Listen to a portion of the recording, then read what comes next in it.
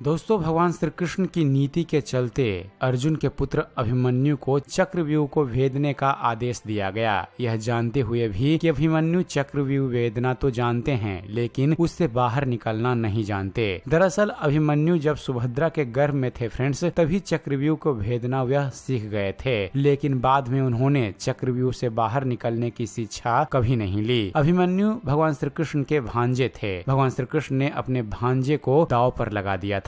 अभिमन्यु के चक्रव्यूह में जाने के बाद उन्हें चारों ओर से घेर लिया गया। घेर कर उनकी जयद्रथ सहित 7 योद्धाओं द्वारा निर्मम तरीके से हत्या कर दी गई थी, जो कि युद्ध के नियमों के विरुद्ध था। कहते हैं कि भगवान श्री कृष्ण यही चाहते थे, जब नियम एक बार एक पक्ष तोड़ देता है तो दूसरे पक्ष को भी इसे तोड़ने का मौका मिलता है। चलिए आपको बतलाते हैं कि चक्रव्यूह होता क्या है। दोस्तों, युद्ध में लड़ने के लिए पक्ष या विपक्ष अपने हिसाब से व्यूह रचना करता था। व्यूह रचना का अर्थ है कि किस तरह सैनिकों को सामने खड़ा किया जाए। आसपास से देखने पर यह व्यूह रचना दिखाई देती है। जैसे क्रौंच व्यूह है तो आसमान में देखने पर क्रौंच पक्षी की तरह सैनिक खड़े हुए दिखाई देंगे। इसी तरह से चक्रव्यूह को आसमान से देखने पर एक घूमते हुए चक्र के समान सैन्य रचना दिखाई देती है। इस चक्रव्यूह को देखने पर इसमें अंदर जाने का रास्ता तो नजर आता है, लेकिन बाहर निकलने का रास्ता नजर नहीं आता। या तो कोई बहुत ध्यान से देखे तो भी संभव होगा, लेकिन इसके लिए आपको आकाश से देखना होगा। यदि देख भी लें तो यह चक्रव्यूह तो घूमता ही रहता है। कहते हैं कि चक्रव्यूह की रचना द्रोण ने की थी। इस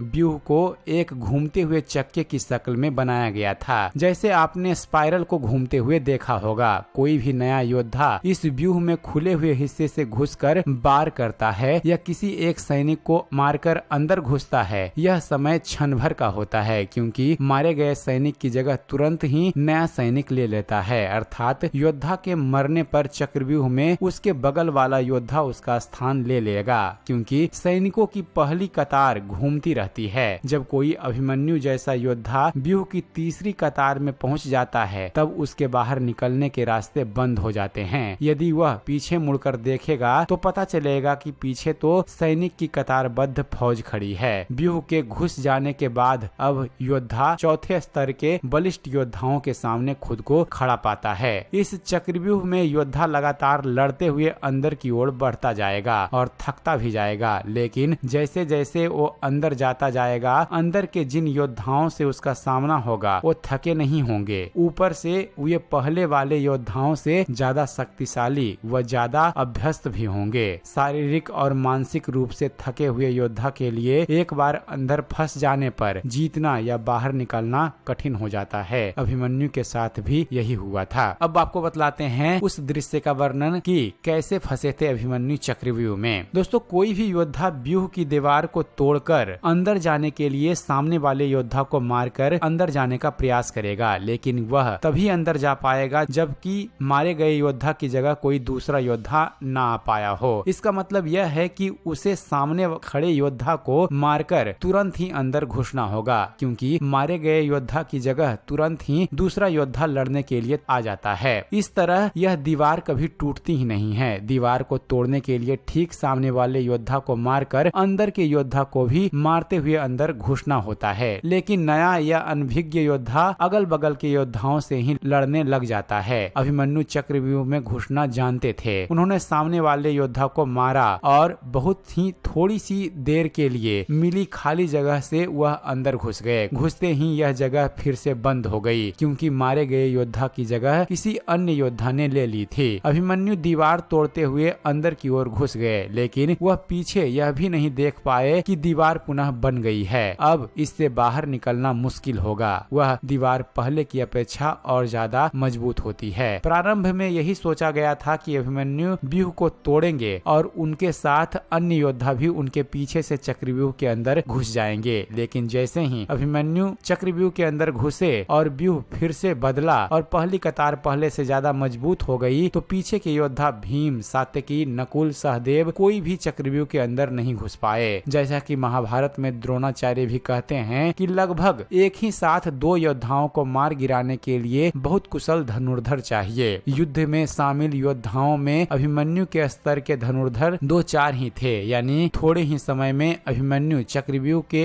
और अंदर घुसते चले गए, लेकिन अकेला, नितांत अकेला। उनके पीछे कोई नहीं आया। जैसे जैसे अभिमन्यु चक्रव्यूह के सेंटर में पहुंचते गए, वैसे वैसे वहां खड़े योद्धाओं का घनत्व और योद्धाओं का कौशल उन्हें बढ़ा हुआ मिला, क्योंकि वे सभी योद्धा युद्ध नहीं कर रहे थे, बस खड़े थे। जबकि अभिमन्यु युद्ध करते हुए सेंटर में पहुंचते गए। वे जहां युद्ध और व्यूह रचना तोड़ने के कारण मानसिक और शारीरिक रूप से थके हुए थे, वहीं कौरव पक्ष के योद्धा तरोताजा थे। ऐसे में अभिमन्यु के पास चक्रव्यूह से निकलने का ज्ञान होता तो ये बच जाते, या उनके पीछे अन्य योद्धा भी उनका साथ देने के लिए आते तो भी वे बच जाते। दरअसल अर्जुन पुत्र अभिमन्यु चक्रव्यूह भेदने के लिए उसमें घुस गए। चक्रव्यूह में प्रवेश करने के बाद अभिमन्यु ने कुशलता पूर्वक चक्रव्यूह के 6 चरण भेद दिए। इस दौरान अभिमन्यु द्वारा दुर्योधन के पुत्र लक्ष्मण का वध कर दिया गया। अपने पुत्र को मृत देख दुर्योधन के क्रोध की कोई सीमा न रही। तब कौरव ने युद्ध के